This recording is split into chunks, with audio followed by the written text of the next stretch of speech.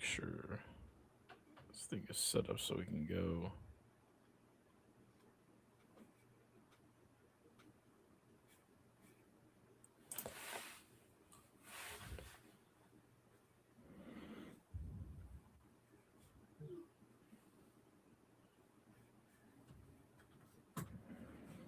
All right.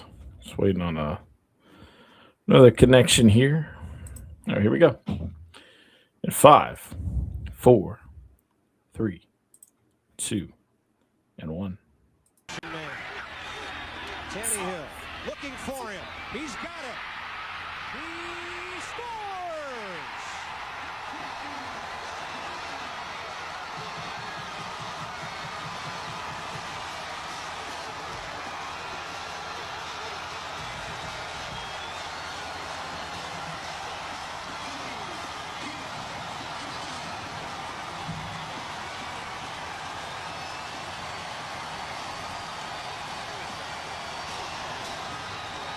A 3-yard touchdown pass to Toby Cates. It's 23-17 Carolina. Marty Simpson for a very important extra point. Tannehill wants to get the crowd going like he did at Vanderbilt last week. And now they lead by 7. The Gamecocks are for real. They lead the Volunteers by 7. 6:15 to go.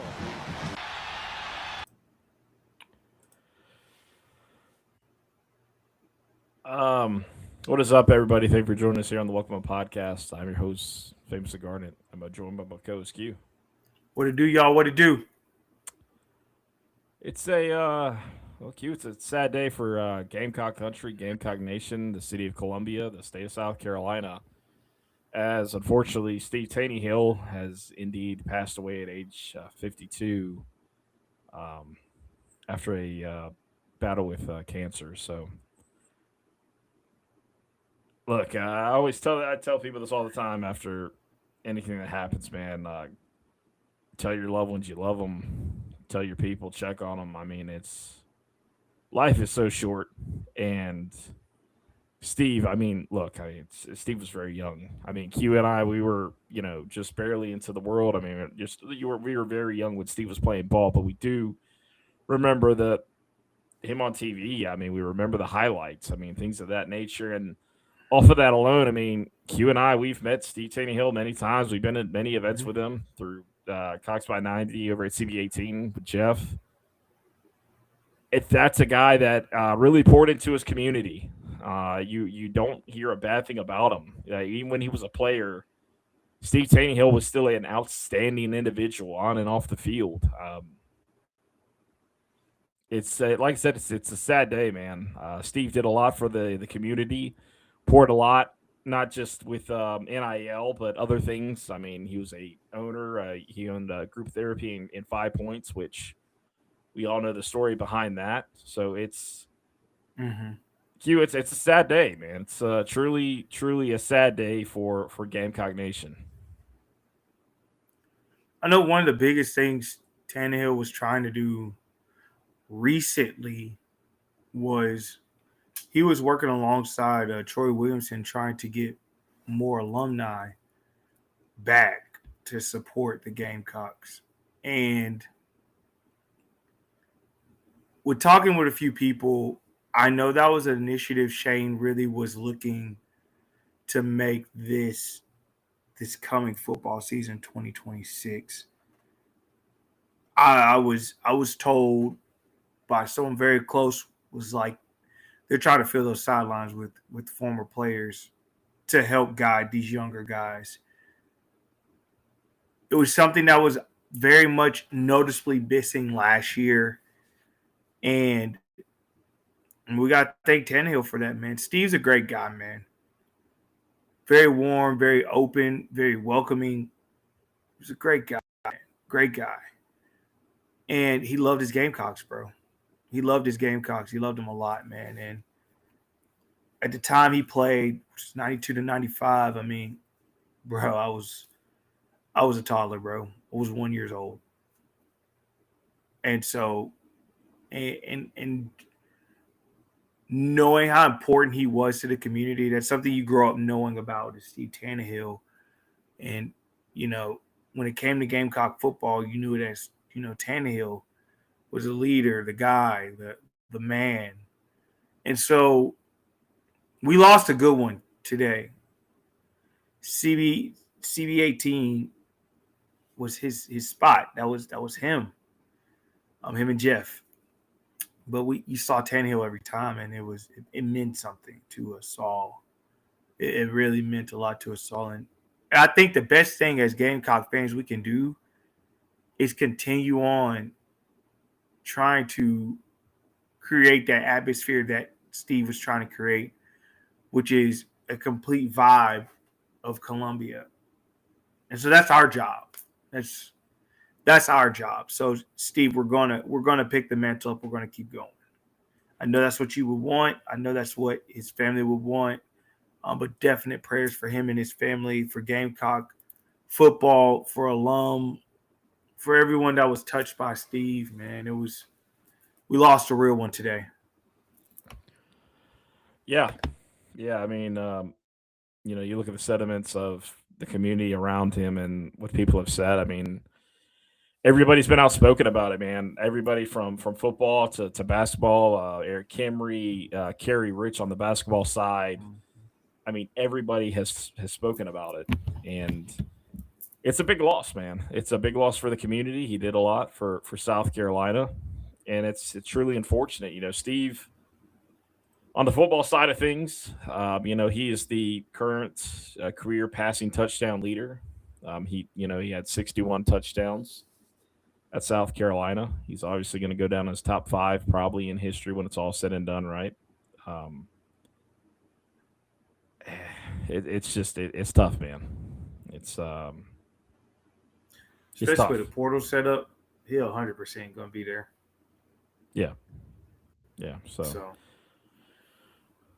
Yeah. So, like I said, man, go check on your loved ones, man. Go check on your people because life is short, and it's just like I said, sad day, and everybody knew about Tannehill, man. Growing up, you learned about him. If you didn't know about him, you learned about him. And these kids at South Carolina, students, I mean, if they didn't know about him now, they or before, they know about him now, and what he did at South Carolina, his iconic moments, right? His iconic moments. I got to tell you, if South Carolina finds a way to pull, in 26, if they find a way to do it in 26 at Clemson, then I got to tell you, Lenore's, whoever's that quarterback, which I would believe would be Lenore's, has to pull out the celebration of what Steve Tannehill did at Clemson as an ode to that. And I'll tell you this, Lenore's has also he's had a reaction to this news. He posted on IG some message or an emoji of some sorts on there. So he's already had a reaction to this news. I mean, you grew up in South Carolina, you knew about Tannehill. It's quite simple. Clemson, Carolina, you know about him. So I agree. So keep the family, his friends, in your thoughts, man. It's in your prayers. I mean, it's just not a great day, man. Not a good day at all. And cancer continues to be just a terrible thing in life, and I agree. It's taken it. Yeah. It's in my lifetime. I'd love to finally see a cure for it, man. I gotta say, I would love to see that. So, moving on from that, looking at what's going on with Gamecock athletics. I mean, it's been really quiet. After the hirings, obviously the portal season is in full effect. You got players like DJ Lagway that has officially hit the portal. Dylan Raiola that has officially hit the portal. Some bigger names out there that are going to hit the portal. You're seeing players that were signed with Michigan that have been released. Bear was one of them, the offensive lineman that is now with Auburn. So, something to keep an eye out on. I'm not saying they're going to go to South Carolina, but like I said, it's something to watch. So, keep an watch. No, I would definitely see. We don't know which way this. How do I want to put this? We don't know which way this is going to go. We don't have a clue which way they're going to be able to pick who's going to be the next head coach. I do not think it will be Dillingham. I do not think it will be DeBoer. I think it'll be Jedd Fisch. I personally do. It could be. I don't. I'm not quite sure, man. It's definitely possible. Q's got the Polar Express in his background right now. The Polar Express running through. Yeah, something like that. It's the Polar Express running through, man. The Polar Express. It's that time of year. Like I said, and this is a fluid situation, guys. I've seen people already out there making their hey, this is our prediction for next year. And I'm like, how in the world are we already making predictions that we're going to be a 7, 8 win, 9 win, 6 win team when you haven't even touched the portal? You don't know what's happening with that. So how are we automatically already going off of that? Because I'm going to tell you, if you did that after going 5 and 7 back in 23, after what South Carolina pulled out of the portal that year in 24, then I truly don't know what to tell you. I really don't. I can't be that guy to make that go ahead and make a prediction on the season after just making all these new hires and not even touching a transfer portal yet. I don't know. Maybe after the spring game, if we get one at this point, who knows? With all the construction going on, there's a potential possibility we may not. So we'll see. But I don't know, Q. I don't know, Q. I can't be that guy. No, I mean, if you're making a prediction now, you're just setting yourself up for failure. We don't know who's being retained. We don't know who we're replacing people with. We don't know. Like, there's just so much. There's so many unknowns. The football season, the NFL hasn't even finished yet. You don't know with the coaches clinic that's coming up. You don't know what could happen there. That's always a dangerous spot. I think we're good as far as coaching is concerned right now, but I have to be honest and I have to be realistic with it. I mean, these are things that are of the unknowns. But the biggest thing I think right now is who you're going to get out the portal. I don't think we have to worry about quarterback. I think we need 2 running backs. I think we need another tight end. I mean, my feelings on receiver. It just got to make sense to me. If you're going to go get a receiver, it's got to make sense. But we need attrition before we would add anybody, in my personal opinion. Yeah. And then you have you always want to stack up on O and D line. But I'm going to be 100% honest when it comes to offensive line. Do I think we go far when it comes to this? I do. Think we're going to press the issue with offensive line. But in my personal, honest opinion, we're going to have to make it make sense. Like, we don't need more guys that are just wasting space. We need guys that are going to produce for us, and we have to look at that from a schematic standpoint and from a logistic standpoint. You got to have guys that make freaking sense. Yeah. And so I'm curious how that's going to play out for us and what that's going to look like. So I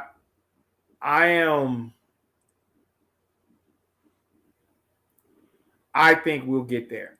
I think we'll get to the promised land with this one.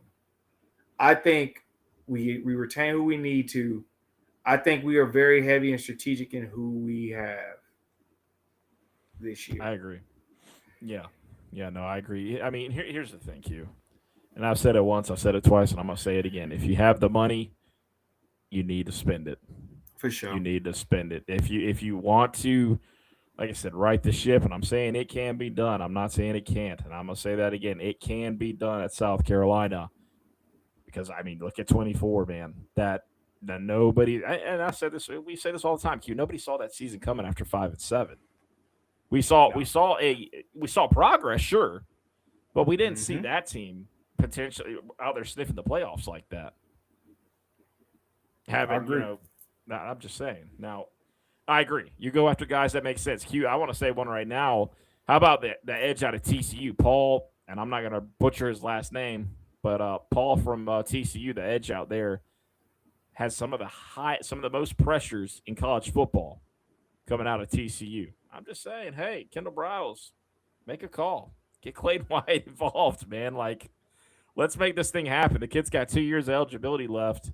He's totaled 48 tackles, 12.5 tackles for losses, 5 sacks, and 1 forced fumble in his time over 2 years, which is, quite an ample amount when you probably take. He was a freshman, probably played a few snaps there, and then, of course, you have your second year. So that's 6'4", 270. Sign me up right now. I'll take that.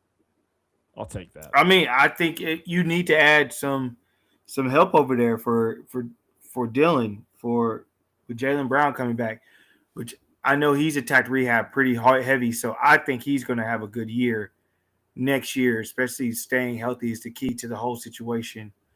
Dez had a really good junior year. I was really impressed with how Dez played last year. I thought it really helped out a lot. I'm intrigued to see who we get in the portal for all these positions, because there's a lot of guys that's going to go in the portal come January. And there's going to be a lot of talent. Like I said, these deals are going to run out, and you're going to see. I mean, we're witnessing it right now. Cincinnati's quarterback is going to the portal. You have DJ Lagway that's in the portal currently right now. Sam Levitt's going to be in the portal. Dylan Raiola, which we kind of knew that was going to happen. That's right. And you locking up Lenoir's before all these situations was very smart. Of course, you got to get to the finish line. Nothing's finished yet, and I'm not ready to talk about it in length until I see a signature has been taken care of. Yeah. But is, like I said, and I've been saying for a long time, I mean, Lenoir's was coming back. He wasn't looking to be in the portal. He was looking to get things right here. And I do think Kendall Briles played a role in that, because Briles' offense is not going to leave him exposed. And that's something that has been a problem. It's going to be different than a lot of what you've seen. A lot of Dow Loggins that you saw, you're going to see different. Like, I think Shane got him a coordinator that understands how you have to win at college level. Wow. And some things that may work in the pros because of what you have, what you have at your disposal does not work in college. And I'm really curious to see how this plays out. It's a huge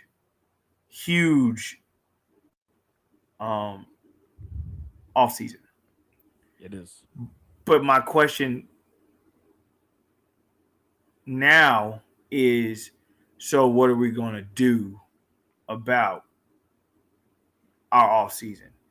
A lot of people want to see this offense in the spring. I'm curious, especially with construction, like FG said, what exactly that'll look like. And, like, do you just put it in half the field? Do you take it to old school practice field type situation? But if I'm guesstimating the numbers, I highly doubt they do it. Only because, like, there's a lot of hype behind us having an offense this year. A lot of hype. There is. That's one thing. I mean, always, you and I have had this discussion many times off air, and it's like, are we going to continue to see spring games, right? And this could be an opportunity that we may not see one this year because of what's going on with the stadium. I mean, I drove by it the other day, and they're just starting with it, and you can't get to it potentially. I mean, you really can't. The gates, the fences are all up. They're going to town, heavy machinery everywhere, right? So, I mean, it's not to say that it can't be done and ready by April. It's certain aspects, right? I'm not saying the whole project. Do not put that in my mouth. I know somebody's like, wait a minute. No, I'm not saying that at all. However, that's probably not a priority to them right now, man. That's not a priority. The priority is to have that bad boy ready by that season start. Yeah, to have most of it done or whatever they can. I mean, you obviously don't want to have it to where it's like Vanderbilt, right? When the construction was a huge eyesore. And it was a huge eyesore when that was going on. So they got to it quick, man. They're getting started on it quick. IQ. I want to go ahead and we're going to talk about the offensive coordinator, the offensive lineman coach, and of course the running back coach that's taken in with their new responsibilities. And reason why I bring it up, man, it's just the quotes from them. I want to talk about what Kendall Briles had to say. This is based off of tailoring his offense to his quarterback, which is Lenore Sellers now, right? And this is his quote. It's really the offense fitting around him. He's the quarterback. He's touching the ball every single snap. I'm not going to go out there and do something he's not great at. We're going to build the offense around him. Let me say that again. We're going to build the offense around him. Mm-hmm. Not around the scheme. We're going to build it around him. H-I-M. Mm-hmm. Another thing he said, he's talking about approach to building this offense up. I saw some guys that are really talented. We just got to fine-tune it a little bit. That's our job, and that's why they call us coach.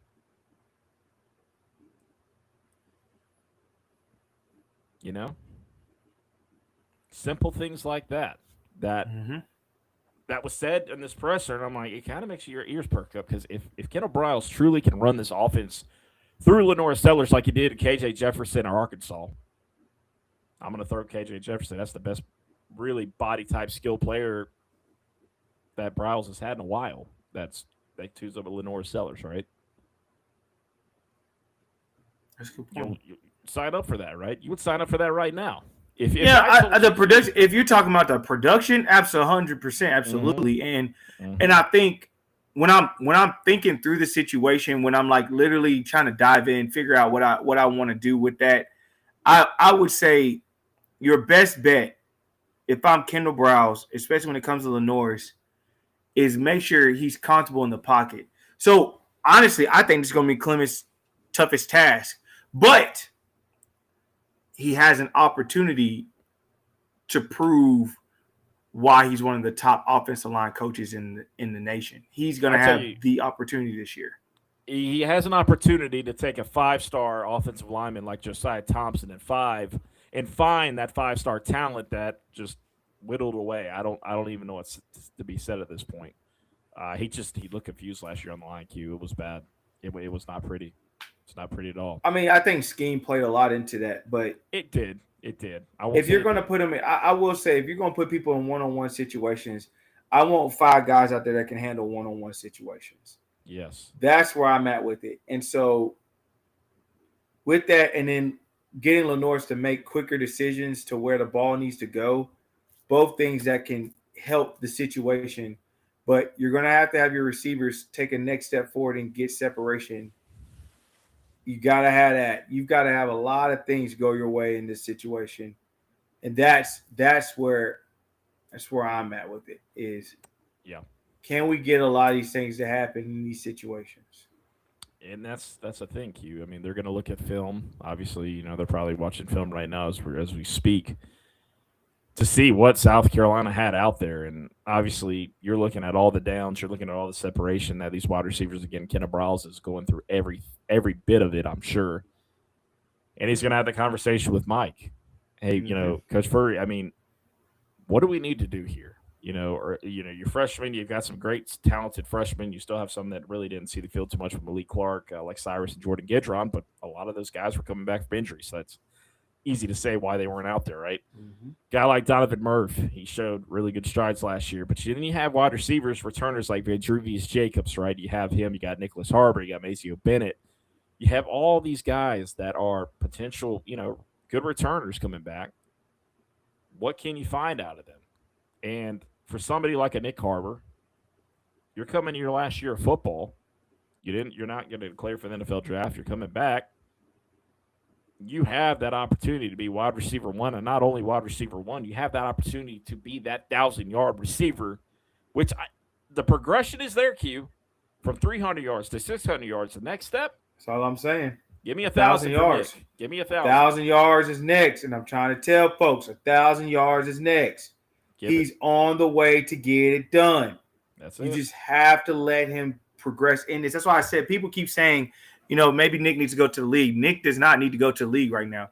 He's literally on the cusp of putting that draft grade together and being where he needs to be. So I think that's more important than any of the other crap that's going on. Like he's getting there, and Fury has done wonders with that cat, bro. Fury's done wonders with what Nick Harbor is able to do, and how Vandrigas-Jacobs has done better. And you need the freshman to come along and be really good sophomore year, and then you have the Gidron and the Malik Clark, which I think once again I want to shout out Malik Clark. This offense will do wonders for him in the way he plays wide receiver. He's going to be able to take a bubble screen and get 10 to 15 with the way it is put together. He's going to be able to run some of those intermediate routes that he's really good at. Same thing with Jordan Gidron, who's been working. Shout out to my boy AC. He's been working really hard with Jordan to get him back and ready to go. So I just think, man, you got a lot, man. Hey, man, that's why I say I don't see where another receiver is needed in this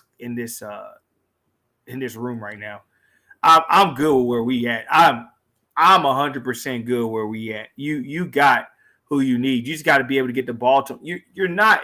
We were 4-8 last year, and Nick Harbor still was able to get 600 yards, man. Like, y'all, you just got to get the ball out in space, and let's see what works. Like that was our issue. We didn't get the ball out in space. Yeah, that was a huge issue with us. Is that and some blocking too. The receivers need to get better at the blocking position. When it comes to blocking, and they'll get there. And I think they took some strides last year.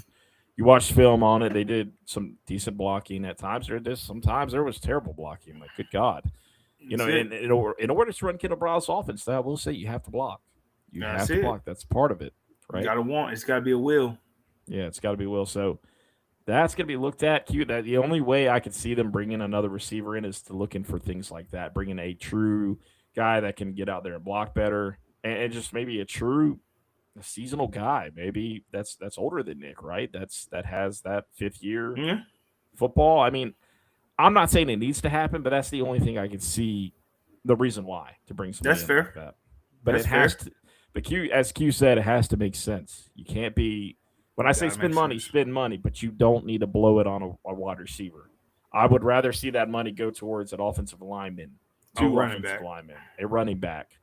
Give me those positions and not just a D line. Solely focus on skill positions. Exactly. A D tackle. Something. Linebacker. I need another linebacker. I need corners. Yeah, exactly. I need safeties. I need a nickel. Need some safety work. Like I'm saying, there's so much other stuff that you want to do, bring in comp. And so, but this is where they failed last year too. There were guys that could have definitely helped progressive wise and get things together here that we didn't put where they need to be last year. We should have had a nickel ready to go this year. Yeah. Yeah, we should have a nickel ready to go. So I'm intrigued to see how that plays out, but I'm also intrigued to see what we're going to look like. Just like I said, I didn't see Clayton White leaving. I didn't see that defensive staff leaving, and I think this is a year where they could run it with a competent offense, get to where we need to go. But it's all about putting the right pieces around right now. I got to be confident in what I see. I got to be very confident in what I see.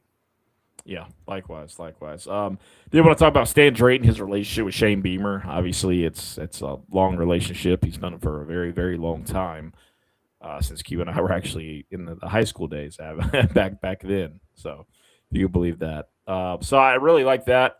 I did like him saying that, he told Penn State that he will finish what they started out there. He said he's promised he's going to go all the way with them. So, yeah. And he said he's going to – and he said they were going to beat Clemson. So I love it. Let's go ahead and get that into your head, right? Now, as far as Randy Clements goes, they call him Clem, by the way, for those who didn't know. Yep, everybody calls him Clem, so remember that. One of the quotes he said on the work ahead, he said it's going to be a grind. It's going to be a day-by-day process, which is, it's fairly true. We're going to work every day as hard as we can to make this program one of the most competitive and the toughest league in America. Q, if you can cut those sacks by 50%, which is you win a couple games right there just by cutting it there. Mm-hmm. You could establish a run game at Missouri. You beat LSU. I mean, there's just so many different things you can look at it in so many different ways. And then when you're looking at the schedule this year, like, bro, Florida losing Lagway is going to show its face. That kid's talented. He was put in some bad predicaments, but that kid's talented. Yeah. And you're not going to be able to bring in a quarterback that's as talented as him. Right. Tennessee's still going to have to replace their quarterback. So, I mean, there's so many opportunities for you to take advantage of this year. I cannot express that portion of this enough. So many opportunities to get right. It's up to Shane and that staff to get guys in position. This is it. Yeah. I got to tell you this, Q. If you look at the contracts for these different offensive coordinators, or excuse me, for Kendall Briles and these other coaches, right? They're pretty deep, man. And when I say that, they're a couple of years in. So I got to wonder if Shane Beamer has a season. We don't have to say playoffs, but he finds a way to have a 8-7 win season. I think that saves his job, and that puts him in place where he needs to be, and then they make another step. But here's the thing. I mean, South Carolina can do it to make the playoffs if they make the right moves in the transfer portal. And if history repeats itself, you can get to that 9 win. Get to that 9, possibly maybe 10 win, because your goal is that transfer portal. Yeah. I agree. And the thing is, you just have to make sure you build a team that has leadership among the players. You have to have that leadership among the players. That was not there last year. You have to have the leadership among the players. It's got to happen. Yeah, and here's the thing. I mean, I love Lenoris, and we both do. I mean, he's just my boy. He's just not a vocal leader like that. He's just not. I'm not to say, but that's something I think he needs to do this year, though. I think he's going to have to. You're going to have to rein it in, and you're going to be like, I got to take the bull by his horns. He's going to be in there helping when it comes to getting offensive, productive guys into the fold. So if you're going to do that, if you're going to put your paw prints on that, you need to make sure you're the vocal leader when things are going south. You got to have guys that are ready to go, ready to work.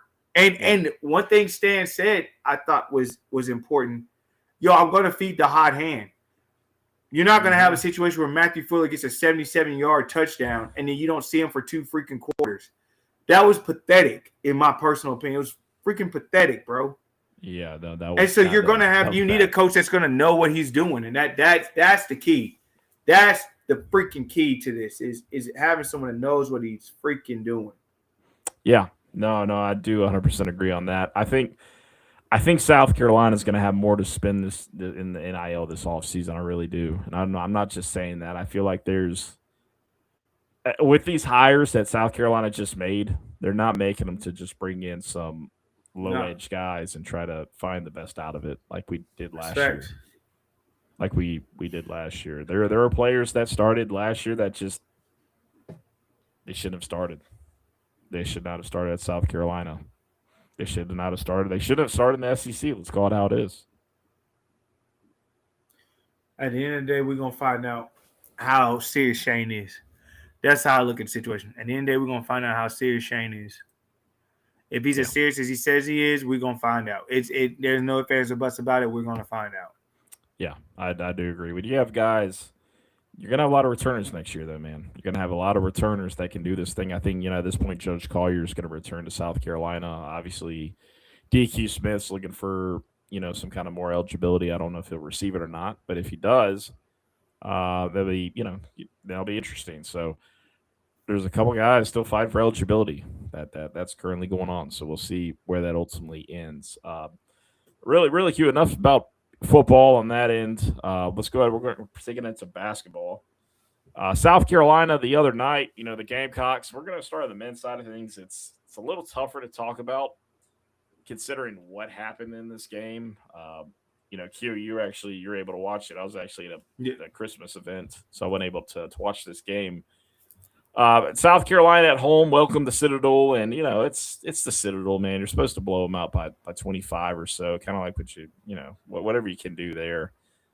It wasn't pretty, man. It wasn't pretty at all, man. A final score of 71-55 over Citadel. So, you won the game by 16 points, but it didn't feel like you won it by 16. It felt like you we're in a dogfight the entire time. I mean, there were just so much laziness, so much missed opportunities. Even Lamont said it himself how poorly they played after being off for a week and not being prepared, which is, I mean, partially on Lamont, but at the same time, you have too many older guys on this team for this team to look like that and to act that way. Michi has got to step up. That is without question. Michi has got to step up and be a better leader, and not just by example, but not by talking, but by doing as well. You have to get better post play from your older guys. You have to be willing to play defense. Eli's got to play better too. I think Eli's so used to scoring any way he wants to, anyhow, that now that he's not able to do that, he's not handling the situation well. And I just feel like that this team has got to get better. Like, if you want to get to where y'all want to be, this team has got to mentally get better. I think the younger guys are growing up. Grant Polk continues to get more minutes, which I think is huge because he's your best shooter on the team. But we knew that from day one. That's right. And so EJ and Hayden are in there just fighting. If they were both 6'10", we would be in a way better predicament than we are. Christ has come along a long time. Elijah Strong has to keep his head right. Keep your head right and play ball. You've had a streak of some really, really good games, really, really good opponents that you've put some good numbers up with. You've got to be able to contain that and sustain that, and that team has got to want to do that themselves. You can tell Lamont has changed his philosophy and has done some things different while still making sure he's schematically doing what needs to be done to win games. But my God, you can lead him to a horse, you can't make him drink it. No, you can't, Q. I mean, that's unfortunate. I mean, and I'll say this about Eli. I mean, he's played better opponents and played way better than what he's been doing lately. It's very puzzling. So hopefully it gets out of his head, man, because he's capable of tearing it up. He just, I don't know, man. It's just freshman kids, I agree. Say what you want about him, his age. I know he's 20 or so, but I mean, you got to get out your own head, man. It happens. You are your own worst enemy at the end of the day, no matter what, right? We let our mental take over, man. We always got to keep ourselves in check. That's just the way it is in life. I agree. For these guys to know, I mean, with Michi, with Shar Jumps, all these guys, Studi, of course, man, like, be better.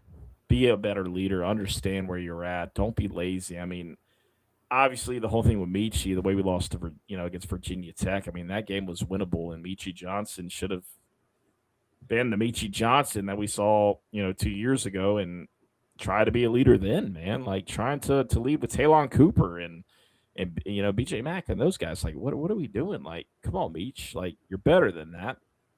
Show it. Because this is your last year of ball. Like, you want to show it, dude. You got to do something. This is it. Y'all need to get it together. But on the opposite end, I'm proud of the women. Yeah. Even with the injuries they've had, I'm proud of them. They had 8 players available, and they won about 40-something points. Yeah. With one of their best post players not playing. Mm-hmm. So, yeah. What do you say, man? Like, this team's gonna be a problem. They can be, Q. They certainly can be a problem, but health is really a concern right now. And to put it nicely, I think I just think there could be more done there when it comes to rosters. I mean, obviously, I know with Chloe Kitts, you can't help that. That happened, but your roster, I mean, you can't afford for somebody to go down anymore. I mean, you are rail thin. You don't have depth right now, and that's a problem. If you make it, I'm not to say that South Carolina can't, but when you don't have this depth, I mean, it's hard to make that kind of run in the tournament, right? It's up to them. Yeah. They've got to get healthy, and they've got to be focused in. That's how I look at it. You got to be healthy and focused in, and that's what this team needs. Don's getting them there because they're starting to gel a little bit better. Lawson is starting to get her feet under her, and I really like what I saw from Tessa. I like what I'm seeing from Joyce. Joyce has just got to keep playing within her game, not force anything. Because I mean that's the reason why they lost the Texas game. It was a lot of forcing things. They weren't looking for the open person. They weren't doing what they need to do, and that's why you lose a game like that. But you needed to see that because you needed that on film so you could realize like this is what I got to do to prevent that. So those ladies are going to be a force to be reckoned with. They just got to stay healthy.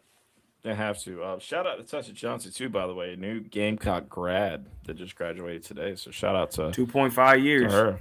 Yep, yep. And Miriam Duwada. Duwada is also a Gamecock graduate. So congratulations to her. If we're, Yep. and also, I mean, congratulations to every Gamecock student athlete and every Gamecock student that graduated. Man, shout out to Stephon Gilmore. Man, came My back, boy. got his My degree. boy. Man, My came boy. back, got his degree. Future Hall of Famer. That's all My I boy. said it.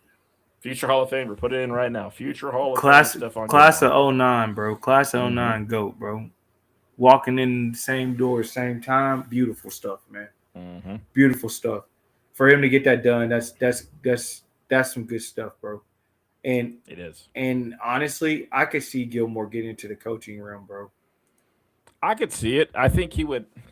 My thoughts is that I think he could go to the high school ranks to start out, see where that goes. I mean, he could potentially go into the college level, just kind of see where it goes from there. I mean, I would love personally. I'm going to be selfish with this, but I would love for him to either come to South Carolina at some kind of role, or Mm-hmm. stay at South Point, go back up to South Point, or work up in the upstate with Devontae Holloman or something, and lock it down for the Gamecocks, man. If you want to go out to right outside of Rock Hill, the Fort Mill area, and all that over there, Indian Land, right? If he wants to go over there and lock it down, get players like Josh Dobson for the 27 class. Hey, go ahead and lock that area down, man. That they're putting some athletes out in that in football USA again, man. You're It's lying. we're You're gonna lying. see it soon with Currents, man. We're gonna see it real soon with Nah, Zay. it's like So, I said, I think that man could start next year. So don't I'm be gonna think that man could surprised. start. Don't be surprised. Don't be surprised at all. Q, we talk about basketball. We got football. Obviously you brought all that up.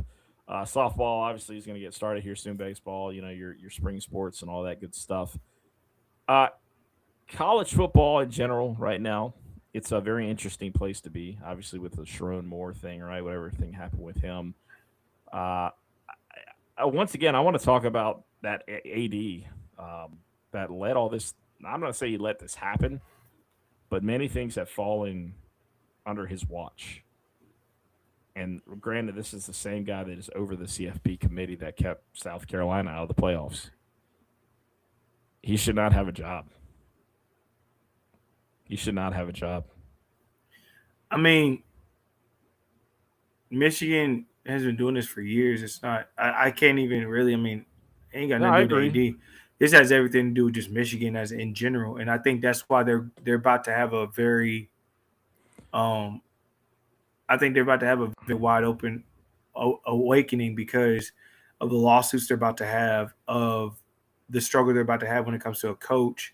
Because everybody keeps yelling like, it's Michigan, it's Michigan, it's Michigan, but at the same token, like you're you have a cultural issue within the whole athletic department. So that's bigger than just the AD. That's a True. University of Michigan situation because you guys were very knowledgeable of what was going on with these two. You can sit there and yell and scream, well, they said this, they said that. Nah, y'all knew what was going on. What it was is he lost to Ohio State, and it became an issue. Let's call a spade a spade. He lost to Ohio State, it became an issue. Well, and here's the thing. I mean, this has been known about what was going on with Moore and AD for quite. I mean, AD knew about this stuff, and instead of handling it the right way, I mean, he had the opportunity to fix this. Not in the sense of keeping Sherrod Moore or anything like that, but the way he handled the situation, um, I think Yeah, it's ultimately going to be his downfall on that. I truly do. I I don't agree. know. We'll I see. hope so. Yeah. Well, he not pretty, man. It's funny how Lane Kiffin was the headlines, and then not even a week later, a week and a half later, it's forgot about Lane. What? Who? Where'd he go? I don't remember anymore. No, they remember. They remember. It's insane. Yeah. It's insane. Now, obviously, Saturday night, The Heisman Trophy was given out. George Rodgers in attendance, the only player from South Carolina, college from South Carolina. Excuse me, not the only player from the state of South Carolina, but the college from a school in South Carolina that has won a Heisman Trophy. And look, man, I used to watch this. I used to watch the Heisman Trophy, and normally I do actually, but I had no intent to watching it. I didn't care. Didn't care.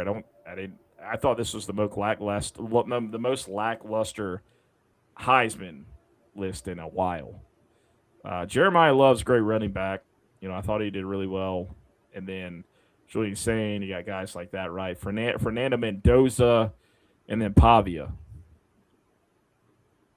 We all knew Q, and we talked about this. That Mendoza was probably going to win it. Number one team in the country, made those plays, beat ranked opponents, did what he needed to do on that end as a quarterback, and it's been a quarterback's award for a little while now.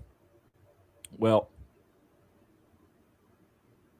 I say thank our lucky stars that Pavia didn't win it, because that tirade that he went on after losing it, just being disrespectful, saying F all the Heisman voters, going into the nightclub and saying F Indiana and all this other stuff. Keep in mind, he's 27 years old. Exactly. It's not like he's 20. It's like he's 19, 21. I mean, it's a travesty. And the only one that he's hurting right now is himself. I'm not saying he was to the league anyways. Well, I'm not saying he was. I'm not saying he was going to. But any kind of opportunity is going to be overshadowed now. And when I say that, he was invited to the Senior Bowl, and a lot of players will make their draft stock at the Senior Bowl. We've seen it many times. Obviously, Demetrius Knight found a really good opportunity there. TJ Sanders, guys like that. And then before that, Spencer Rattler, right, for South Carolina. Spencer Rattler the year before. But we see these guys at an opportunity at the Senior Bowl to gain something. Mm-hmm. And everything that Pavia could have done in Mobile, Alabama, in front of all the scouts, all the NFL scouts, by the way, the coaches, is gone. It's gone. Because guess what? The way he acted after the Heisman ceremony, not winning it, that's going to overshadow a lot. And if you don't think the coaches are going to look at that, I promise you they will. I promise you they will. Scouts already know with him. He knows that. God, man, I honestly last year I didn't have a problem with the kid. Besides the fact we drilled him, we destroyed Vanderbilt last year. Made Pavia look helpless, which he essentially did to us this year because we lost the Norse. But yeah, this year, I don't understand why he went the route that he did. It just doesn't make sense to me. I don't think I've ever seen somebody shoot themselves in the foot so bad in one season than Diego Pavia has done this year, just by his antics. Because the NFL teams don't want that. I ain't giving Pavia none of my energy. That dude trash. That dude is 27 years old playing against 18-year-old, bro. I don't got no respect for him. Yeah, I think he's trying to get another year too, so he can play when he's in the AARP club. Thanks, bro. soon. He's a joke, but I'm just glad off season has started for us and we're getting our lives together with this. Yeah, slowly but surely. It's time. Yeah. It's I'm glad that, like I said, our hires are done. And the focus could be on the portal. It's quite simple. Your returners in the portal. That's all it's on right now. Mm-hmm. That's all it's on. Before we wrap it up, Kyoto, I want to give another shout-out to Nicky Manwari, who continues to do Nicky Manwari things. And that's to potentially be your defensive rookie of the year, the right he's going. Another great game from him. I think a 7-tackle day. He had 2 sacks or 1 sack. Shout out to Demetrius Knight recording his first sack in the NFL on Lamar Jackson, by the way. On Lamar Jackson. So shout out to D Knight doing D Knight things. It's always good good to see that. And I gotta say that Kai Kroger, I think Kai Kroger is going to be around the league for a little while, man. He looked good, unfortunately, against Carolina. He looked good against Carolina. It's punting the heck out of that ball. So Kai's doing his thing, man. Kai's doing his thing. They're having some pretty good years, which I knew he would. Oh yeah, with that offense, he's gonna be able to showcase that leg a lot in New Orleans until they can find, Spencer, show whoever the hell, some stability on offensive line, some wide receivers. I mean, something. Chris Olave and all them, they're not cutting it for New Orleans at all. Correct. At all. Well, I mean, Q, that's really all I got, man. You got anything else before we wrap it up, my guy? No, that's it, man. That's it. Well, guys, appreciate y'all tuning in live to the Welcome Home Podcast on Facebook, YouTube, X. Appreciate y'all listening to the replay of the Welcome Home Podcast on Apple, Spotify. Catch the replays on Tuesday or that Friday after we record that Monday or Thursday night. As always, you can check every episode there, rate and review the show. We do welcome it. We'll see you all next time. Peace.